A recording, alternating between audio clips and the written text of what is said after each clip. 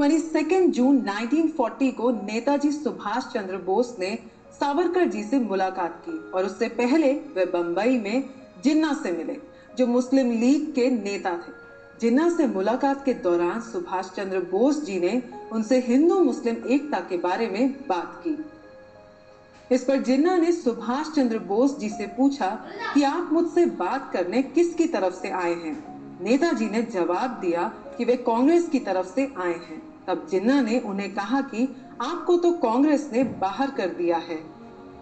दरअसल सुभाष चंद्र बोस जी जिन्ना से हिंदू और मुस्लिम मैत्री के संबंध में बात करना चाहते थे, लेकिन जिन्ना ने सुभाष चंद्र बोस जी को कहा कि इस समय हिंदुओं के नेता सावरकर जी हैं, आप उन्हें बातचीत के लिए तैयार करें।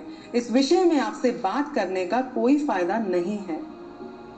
सुभाष चंद्र बोस सावरकर जी से बहुत प्रभावित थे और 22 जून 1940 में वे सावरकर जी से उनके घर जाकर मिले।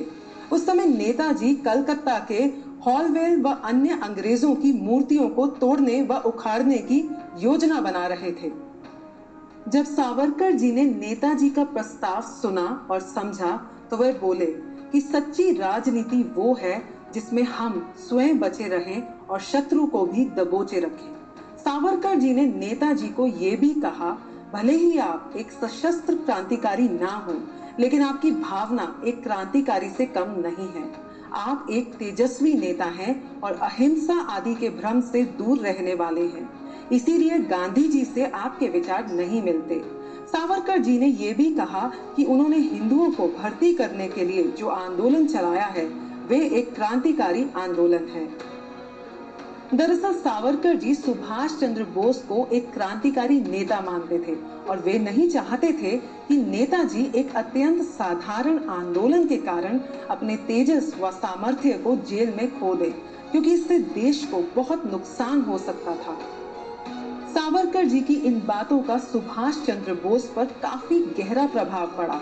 वाकई महापुरुषों की प्रेरणा में वो ताकत होती है कि वह प्रकृति के प्रवाह को बदलने की क्षमता रखती है, इतिहास की धारा बदल सकती है और लोगों की सोच बदलकर उन्हें सही दिशा दिखा सकती है। इस वार्तालाप के बाद सुभाष चंद्र बोस जी ने अपने आप को छोटे मोटे आंदोलनों से निकालकर अपने आप को आने वाले बड़े आंदोलनों की बड़ी भूमिका के लिए तैयार कर लिया। 25 जून 1944 को सिंगापुर स्थित आजाद हिंद आकाशवाणी से दिए अपने भाषण में उन्होंने स्वीकार किया था कि वीर सावरकर जी द्वारा दी गई प्रेरणा से भर्ती हुए युवक ही आगे चलकर हमारी आजाद हिंद सेना में सिपाही बनेंगे। दोस्तों, जिन सुभाष जी को गांधी जी ने कांग्रेस की अध्यक्ष पद से हटाकर निकाल दिया था, उन्हीं सुभाष जी को अंतर्राष्ट्रीय स्तर पर लाने वाले सावरकर जी और उनकी प्रेरणा थी। दोस्तों, सावरकर जी के विचार गांधी जी व नेहरू जी से मेल नहीं खाते थे, इसीलिए इन तीनों नेताओं के बीच 36 का आंकड़ा बना रहता था।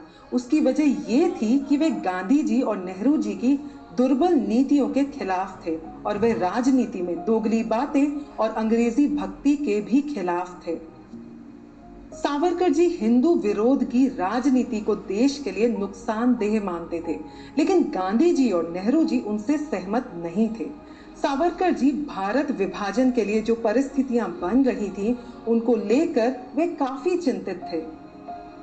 ईयर 1940 दिसंबर में जब हिंदू महासभा ने अपने अधिवेशन में सावरकर जी को दोबारा अध्यक्ष बनाया, तो वहां पर उन्होंने अपने भाषण में कहा कि संपूर्ण अहिंसा की नीति पाप है और आत्महत्या करने के जैसा है। हिंदुओं को इस समय ज्यादा से ज्यादा संख्या में सेना में भर्ती होना चाहिए और सैनिकों को शस्त्र विद्या की प्राप्ति होनी चाहिए, जिससे हमारी विजय हो सकती है। सावरकर जी की ये बात कांग्रेस के कई नेताओं को पसंद नहीं आई और वे गुस्से से भर गए और सावरकर जी की कड़ी आलोचना की गई। इस बात पर गांधी जी भी चुप न रह सके और उन्होंने बोला कि सत्य और अहिंसा के मार्ग पर चलकर ही स्वाधीनता प्राप्त करनी चाहिए। ये सेना में भर्ती होना और शस्त्र विद्या का सुझाव ठीक नहीं है।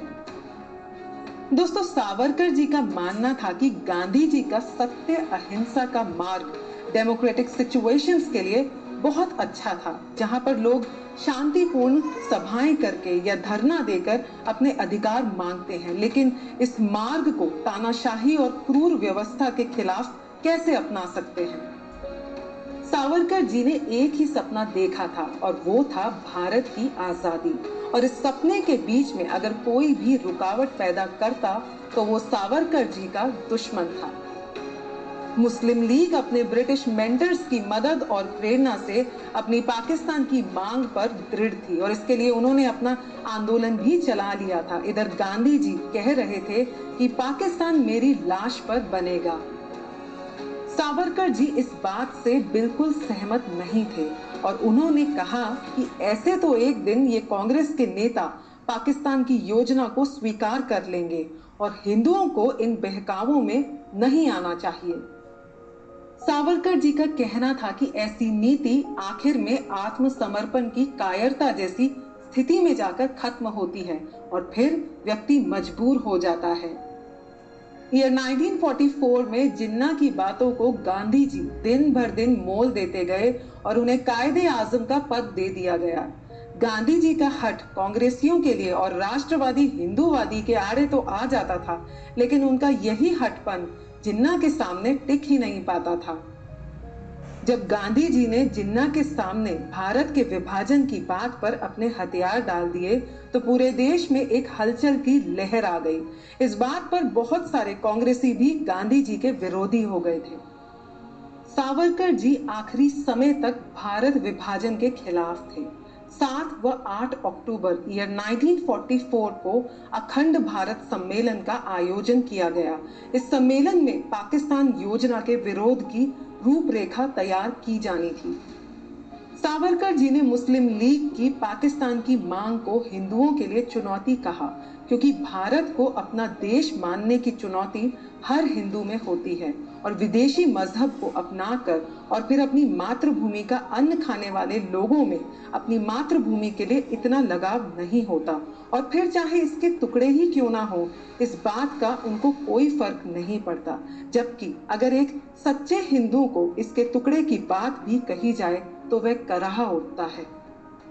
सावरकर जी ने बड़ी भावुकता से इस सम्मेलन में कहा कि जो लोग मां के टुकड़े करना चाहते हैं वे भारत माता के सपूतों को खुली चुनौती दे रहे हैं। सावरकर जी के इस संदेश से देश के लोगों पर गहरा प्रभाव पड़ा और काफी लोग कांग्रेस के विरुद्ध हो गए। ये सब देखकर कांग्रेस ने अपनी रणनीति को बदलना चाहा और कांग्रेस ने पाकिस्तान की मांग का विरोध करना शुरू कर दिया। उन्हीं दिनों इलेक्शंस आ रहे थे और कांग्रेस को यह भी डर था कि अगर उन्होंने हिंदुओं की भावनाओं के साथ कोई भी खिलवाड़ किया तो आने वाले वक्त में उनका पत्ता साफ हो जाएगा। इसीलिए कांग्रेस ने लोगों को आश्वासन दिया और अपना चुनाव प्रचार अभियान शुरू कर दिया। सावरकर जी ने कांग्रेस के दाव पेचों को समझ लिया था और उन्होंने लोगों को सावधान रहने को कहा और वाकई सावरकर जी एक बार फिर से सही साबित हुए। कांग्रेस चुनाव तो जीत गई थी, लेकिन उसने अपने वायदों को पूरा नहीं किया। चुनाव के बाद उन्होंने पाकिस्तान की निर्माण योजना के सामने समर्पण कर दिया। उन्हीं दिनों अमेरिका के एक पत्रकार जिनका नाम था लुई फिशर भारत आए हुए थे और वहां रहकर देश विभाजन में नेताओं की प्रतिक्रिया पर ध्यान रख रहे थे। वे जिन्ना से भी मिले और सावरकर जी से भी। सावरकर जी से मुलाकात के दौरान फिशर ने उनसे प्रश्न पूछा कि आपको मुसलमानों को अलग देश देने में क्या आपत्ति है। सावरकर जी की सूझबूझ का तो सभी लोहा मानते थे और उन्होंने फिशर को जवाब दिया, आप लोग भारी मांग के उपरांत भी नीग्रो लोगों के लिए अलग नीग्रो स्थान क्यों नहीं स्वीकारते। इस पर फिशर ने उनसे कहा, देश का बंटवारा करना पाप होता है, इसीलिए नहीं करते। सावरकर जी को इसी मौके की तलाश थी और उन्होंने फिशर से कहा कि कोई भी राष्ट्रभक्त अपने देश का बंटवारा सहन नहीं कर सकता और जो देश के टुकड़े करने की बात करते हैं वे सच्चे देशभक्त कभी नहीं कहलाए जाते। इसीलिए हम भारत विभाजन की योजना को राष्ट्र विरोधी बताकर उसका विरोध कर रहे हैं। एक लेख में लुई फिशर ने लिखा, कि सावरकर जी के दिल में उन्होंने एक देशभक्ति की भावना देखी और वहीं जिन्ना के दिल में भारतीय संस्कृति के प्रति कोई लगाव नहीं देखा। दोस्तों, भारत का विभाजन हमारे देश के लिए सबसे बड़ा अभिशाप था, जिसकी वजह से सावरकर जी को बहुत ठेस पहुंची और वे बहुत पीड़ा में थे। इस विभाजन को रोकने के लिए सावरकर जी ने बहुत कोशिश करी। कैसे सामना किया होगा सावरकर जी ने इन चुनौतियों का, जानने के लिए बने रहिए मेरे साथ आजादी के इस अनोखे सफर पर।